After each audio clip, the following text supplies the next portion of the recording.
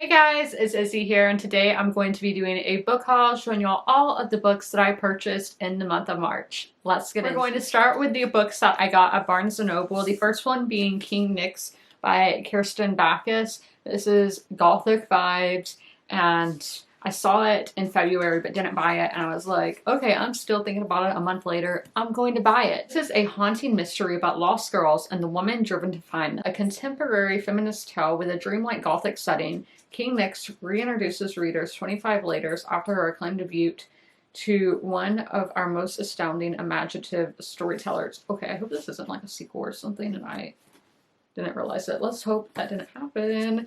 And then next, all these have fall vibes so far. That was not intentional. We have Practical Magic by Alice Hoffman. This is the 25th anniversary edition. I've been recommended this book so much. I've been recommended the movie. I've never seen the movie. I didn't see Hocus Pocus till last year, and that movie was a 5 out of 5. Love it. I cannot wait to read this. I read the prequel, and that was set like during the 1960s, and really enjoyed it. This is the Owen sisters confront the challenges of life and love in this bewitching novel. Next, we have a nonfiction, and that is the Cloudspotters Guide, The Science, History, and Culture of Clouds by Gavin Pretter-Penny.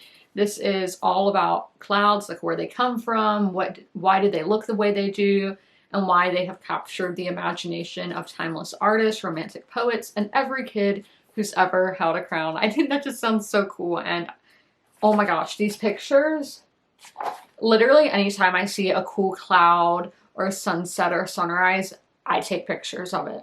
Every single time. I'm glad that I have a phone, because as a kid, we couldn't have done that. We didn't have phones and things with cameras, so it was impossible, but now we can just document that, and that's so cool. I got a sequel, and that is Barbarian Alien by Ruby Dixon. This is the second novel in the Ice Plant Barbarian series, so I'm not going to say what this book is exactly about, but in this series we have a group of human women who were abducted by aliens and were being basically human trafficked in outer space. The trip gets sabotaged and they end up on this very cold planet where there are these big blue aliens that kind of claim the women as their mates, and it goes all into that. Of course, I bought books at Target this month. Y'all know I love my local Target, and the first one that I got is this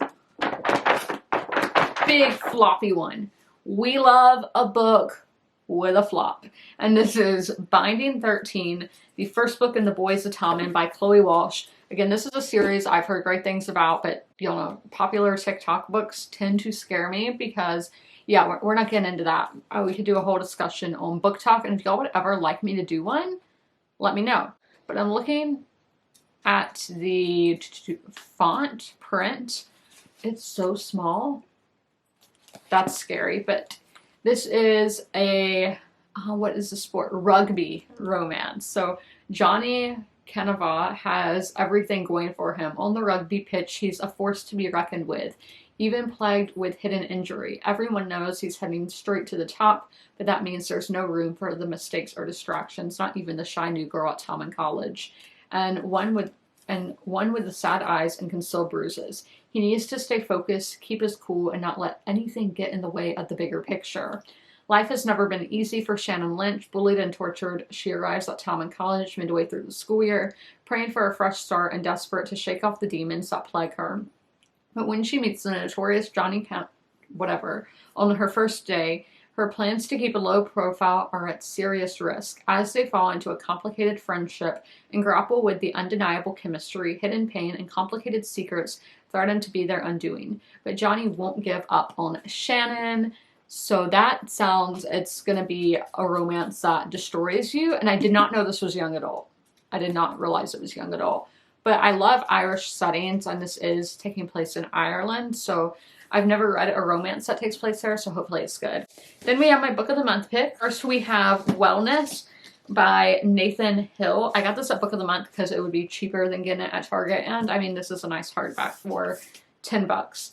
This one was on a lot of people's favorite books of 2023, so that is why it sparked my interest. This is a witty, poignant new novel about modern marriage the often baffling pursuit of health and happiness, and the stories that bind us together. So this is moving from the gritty 90s Chicago art scene to a suburbia of detox diets and home renovation hysteria. Wellness mines the absurdities of technology and modern love to reveal profound, startling truths about intimacy and connection. In this follow-up to Hill's electric debut, Wellness reimagines the love story with a healthy dose of insight, irony, and heart. I like 90s books. They make me nostalgic for my childhood. And then I think Suburbia is always really interesting to digest and read about. Then we have one of the picks that was for this month, and it is Murder Road by Simone St. James. I loved The Sundown Motel by Simone St. James. I gave that book a 5 out of 5. So she became an auto-buy author for me. Again, with a 1990s setting. So April and Eddie have taken a wrong turn. They're looking for the small resort town where they plan to spend their honeymoon when they spot what appears to be a lone hitchhiker along the deserted road. They stop to help, but not long after the woman gets into their car, they see blood seeping from her jacket and a truck barreling down Atticus Lane after them. Scary. I also got The Frozen River by Ariel Lawhon. This is about a midwife in post-American Revolution, Maine. I think Maine's the state. It's New England. Yeah, Maine, 1789. And I love when midwives are in things. As somebody who doesn't really want kids, it's kind of interesting that I find midwifery so interesting. I love the show called The Midwife, yeah. And then one of my all-time favorite books is The Book of the Unnamed Midwife. But this one is so popular in the historical fiction community on Facebook. So that's what instantly made me be like, okay, maybe I need to pick this up. And my friend, he bought it as well. So we do plan on buddy reading this one together. Lastly, I don't know what made me buy this book. I honestly don't remember adding it, but I did. And it is The Husbands by Holly Gramazio. So this is when Lauren returns home to her flat in London late one night. She is greeted at the door by her husband, Michael. There's only one problem. She's not married. She's never seen this man before in her life. But according to her friends, her much improved decor and the photos on her phone, they've been together for years. So this is a thrilling original debut. The Husbands brilliantly explores how we navigate life, love, and choice in a world of never-ending options. So this is like magical realism romance. And then this was the bookmark this month that was kind of controversial in the book of the month community. That is, page is just a number.